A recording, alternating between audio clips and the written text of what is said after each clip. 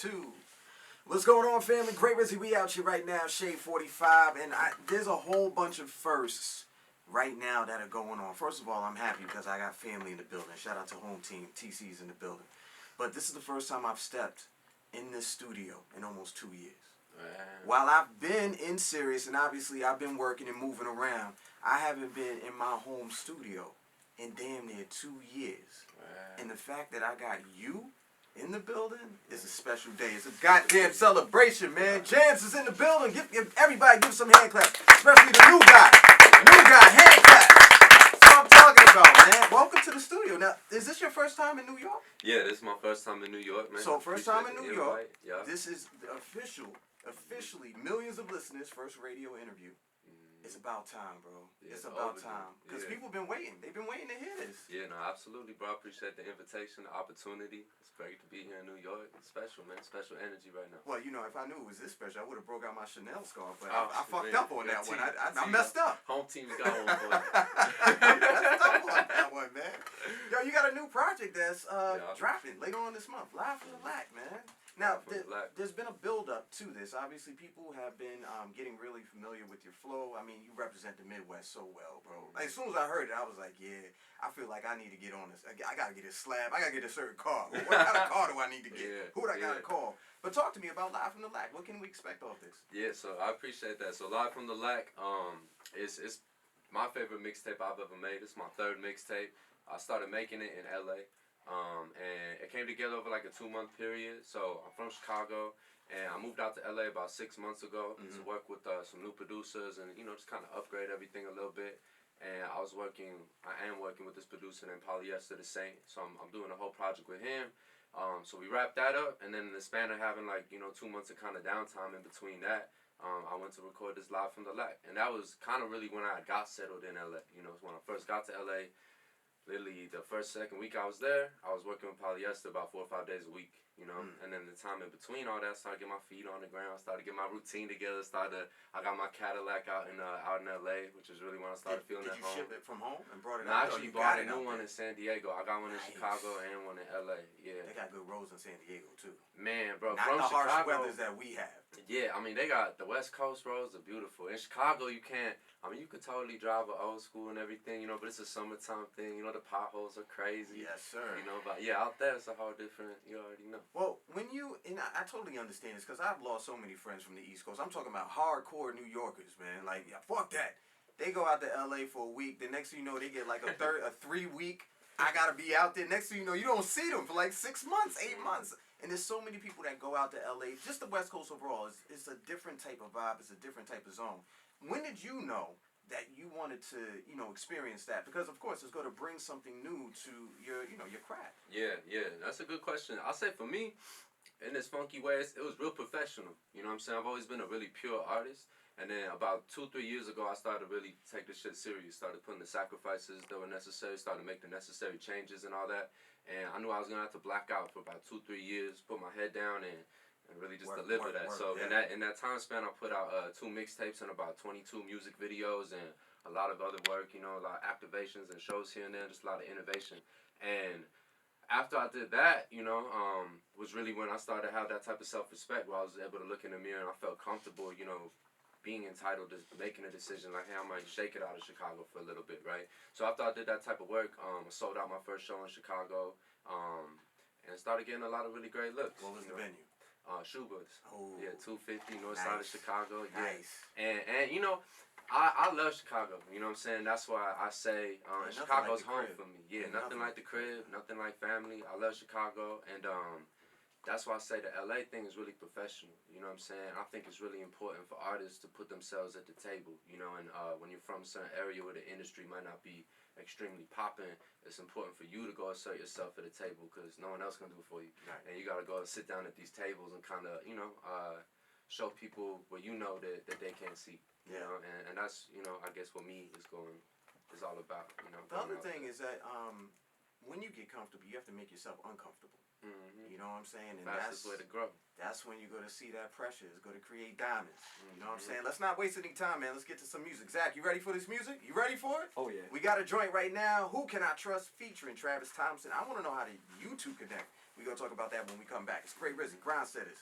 We got the man in the building. Chicago's up in here. Jams, TFC too. Let's not forget about TFC. The Flava Child. Flava Child. That's the smoothest out the Midwest. Woo, let's get it. 312 to the 206. Gray Rizzy, we out here right now. Shade 45, man. It's a Grind Setters. We got Jams in the building representing that crib, man. Chicago, what's up? Stand up. Go ahead and hit us up at Shade 45. Definitely hit Jams up too, man. Jams TFC on IG, right? Is that on everything? Yeah, JAMS TFC. On everything. Make sure you hit him up and let him know that you're listening right now.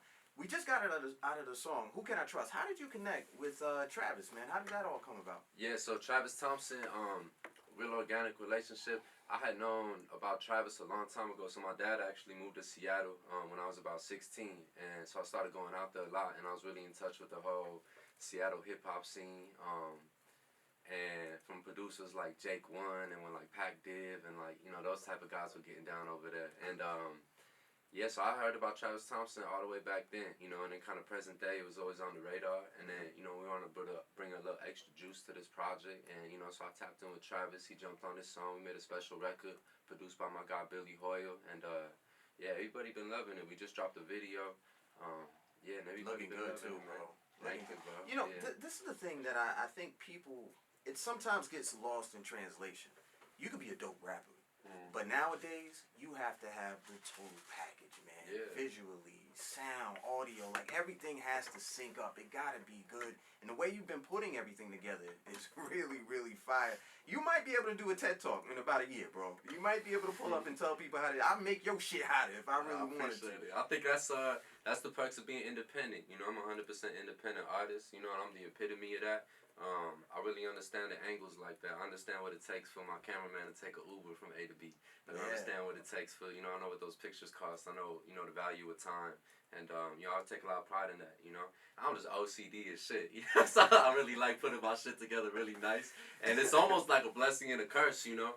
I think right now music's in like a quantity stage, you know what I mean? I can't help it, bro. I just like putting these projects together. I like, you know, putting these pristine projects together and putting my stamp on them and, you know, making it like a holistic type of effort. You know, I tell people all the time, man, it's not, when people start saying like, yo, it sounds like it's the same shit out there, it's like, nah, y'all just aren't looking. The machine is going to put a certain type of music in front of you because they need to make money off of it real quick. It's always been like that. It's always been like that. And don't get me wrong, there's like, you know, the very, very small percentage, they some of them ones, you know? But then the quantity overall is just like, the quality of it is just like, it's too much shit. It's too much shit. But when you start looking and you start really searching for it, it's all out there. Just the fact that you're talking about the Pacific Northwest, man. I'm trying to think of a couple of people that's out there that I really, really fuck with. Win. Are you up on Win? No. Young lady out of Portland. Okay. Really, really dope, man. She's yeah, I think I know her. She's blonde. Yes. Yeah, I know her. Yeah, she's raw. She's super dope. She just did the record with Russ, right? She's fire. Yeah, she actually worked with Jid. She did some stuff with Jid not too long ago. Yeah, she's super fire. Super fire. And the fact that you're up here is the reason why I want people to know, like, yo, it's more that's out there. I mean, look at the technology that's fucking out there, people. Like, come on now, let's not go ahead and be lazy about it. Oh, there's nothing out there. What they say all good things are beyond the surface. That's true. You know, gotta go seek it out. Women, music. Everything. What's on the surface is too easy. Well, if you want to be on the sheet right now, I'm gonna see women, weed, and weather. You out in Cali right now. So that all lines up. Right there, that's right when you land. Right? That all lines up. I've never smoked weed in my life. Don't judge me, T. Right? I've never smoked weed in my life, right? That's good. Yeah. But when you go out to Cali, even the scents are different. You're like, oh, this is some high-powered shit, right? Yeah. So this is what I want to do. I want you to pick one of your favorite artists that you came up on from the West Coast. I want to play it because Jam said so. Let's do it for the people right now. Okay. Man, play some Too Short. Ooh, we gonna take it to the Bay. Yeah, play some Too Short. Can we say it all together on 3? 1, 2, 3. Bitch! Let's get it! Yeah. Gray Rizzy, we at you right now. Grind Setters, Shade 45. We got the homie Jams in the building. Hit them up on them socials at Jams TFC. Of course, you can hit me at Gray Rizzy at Shade 45. If you've been listening to this whole interview, That's how dope hip hop is. The fact that I didn't even have to say what we were about to say, just referencing the Too Short, Right. and you automatically know. Right. Bitch, I know Too Short somewhere. He was eating cereal like that's my dog. I love them motherfuckers over there. I went to a Too Short concert one time. That shit was fire. Oh Super yeah. fire. Yeah. Yo, let me tell you something. The Bay, like California is such a big state. Being that you're out there, man, it's such a big state. When I first went out there, I think I was like 13 years old. I went to LA, and I told my aunt, she was trying to take me to Beverly Hills and to this. I was like, take me to Compton. I want to go to Watts. I want to go to South Central, like right? Yeah. And the funny thing is because it's so popular. At the time when I was younger, all I thought was LA until I really started traveling, and I had the chance to go super Northern Cali, super Southern Cali. But the Bay is a whole nother type of vibe, man. It's a whole another type of thing. Shout out to all my family that's out there, like Mr. Fab, Unc the Hunk, of course, Mr. Slangwich himself, E40, man. For you, stage-wise and stuff, show-wise, man, what can we expect coming up this year?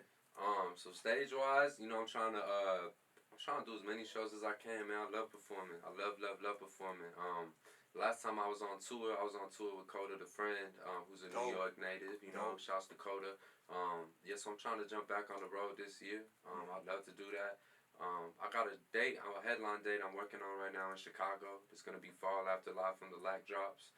But yeah, I'd love to do some more shows, you know. Promoters, hit him up. You see his name is right there on the Sirius XM screen. Don't play around. Go hit him up ASAP. You're going to make your fucking show tighter, I'll tell you that much. Yeah, man. Tell me some of your inspirations in the game. Inspirations, musically, definitely Jay-Z. That's, you know, why I'm really happy to be here. A lot of New York influence. I'm out in Cali right now, but I really came up, you know, more so listening to New York stuff, down south stuff. A lot of like Pimp C, Bun B, UGK stuff. A lot of Outkast, Andre 3000. And then, you know, New York stuff. Jay-Z, Reasonable Doubt, my favorite album of all time. And that's really inspiring. I think bro put it out when he was 28, something like that, you know. So yeah, I'm into that. And when you talk about, you know, how I like to put my projects together and, you know, like to have that holistic stamp on it and, you know, be, you know, a little bit more of a brand instead of just like a rapper, you know, I think that comes from out here a little bit. Right. You know what I mean? So I've always been really inspired by that. But yeah, man, I'm a music baby, man. I love funk music, and my mom's a hippie, so I have a lot of P-Funk, you know, a lot of George. I hear some of the references and the influences in the music. Yeah, that's where the Flava Child come from. Yeah, I like getting funky. I like to put a lot of live instruments on my songs, on some Chicago shit. I'll take a street performer in Chicago and bring him to the crib, give him $100 for a saxophone and put him on the record, you know? Yo, and that's why that energy's raw like that. There was a, I forgot who it was, bro. I think I was talking to an artist, Neelam. She's out there in LA. And there's a brother who was singing in the trains here in New York City. Powerful voice. I think he was singing like Unchained Melody or something like this.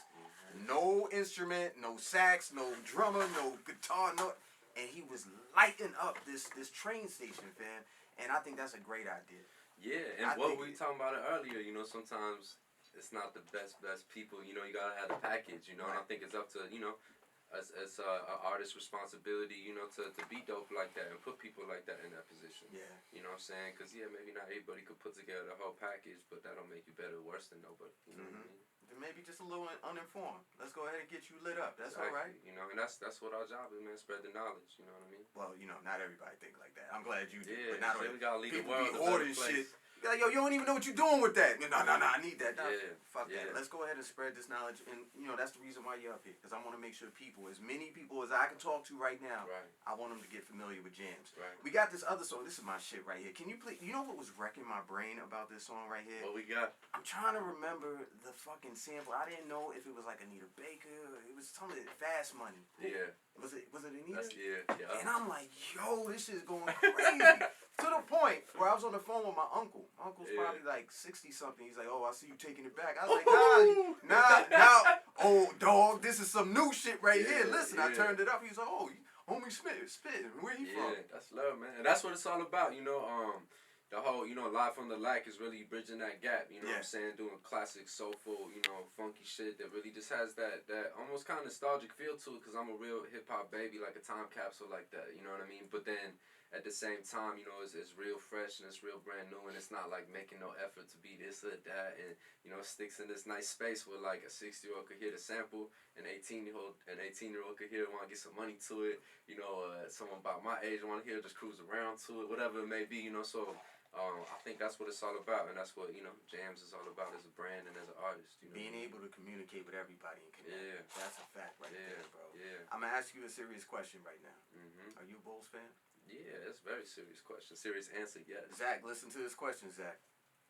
Are your Bulls gonna win before my Knicks a championship? Man, I had this argument with Omen, so I'm gonna have it with you too. Said you gotta answer this shit correctly. I say you guys got zero chance to win championship as long as James Dolan there, right? I mean, that's common sense. That's like us having Garth Foreman there last year.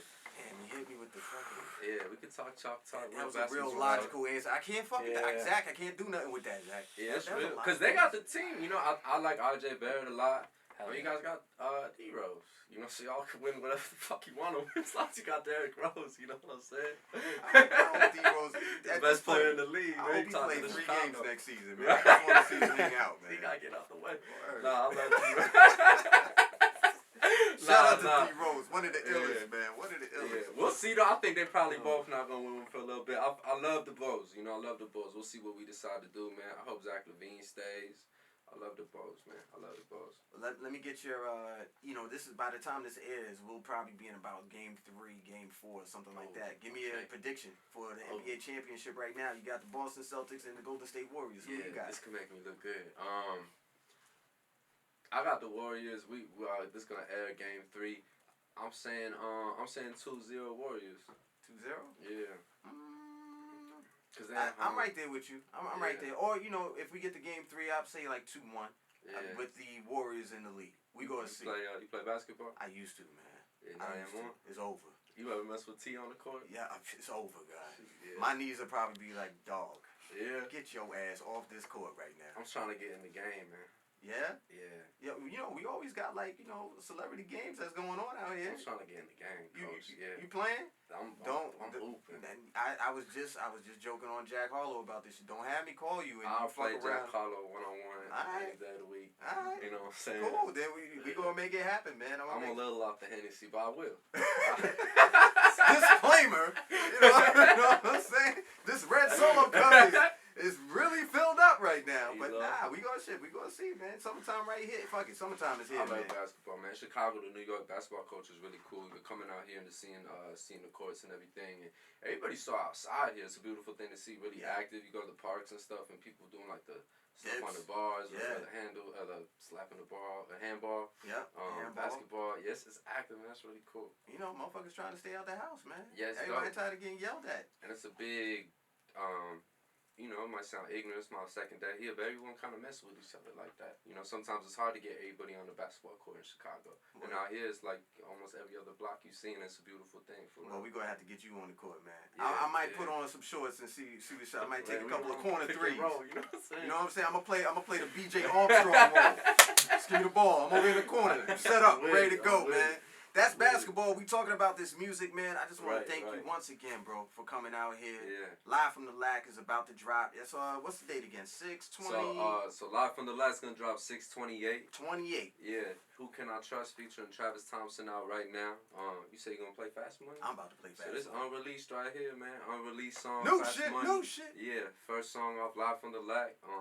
Chicago to New York. JA to the MS. The smoothest out the Midwest. Enjoy. Tap in with them ASAP, man. Hit them up on them socials at JAMS TFC, right? Yeah, JAMS TFC, JAMS The Flava Child on Spotify, Apple Music, all that. Yeah. And if you missed any part of this interview, listen to it on the SXM app. Just search his name, Jams, mine, Gray Rizzy, or Shade 45. Listen to it on your time at any time on an iPhone, Android, or a home connected device. This is Fast Money. Make sure you follow us real quick at Gray Rizzy, at Shade 45. Shout out to my man Zach. And new guy. Welcome to Sirius XM. You are lit right now, bro. What's your name? Jordan. Jordan? Like Michael. Jordan like Michael? So you trying to get points with you. This is crazy right here, James. You trying to get points. Where you from, Jordan? Manhattan. You're from, and you go reference a Chicago player. And all right, Zach. There's no nigga. Come on, man. Get your man. Let's play this money, man. It's Fast Money. This song, Fast Money, Jams, Gray Rizzy. We out here, Shade 45. It's a grind center. Yeah. Amazing. Awesome. Cool. Oh yeah. Good. Yes, sir. Thanks, guys. First Appreciate interview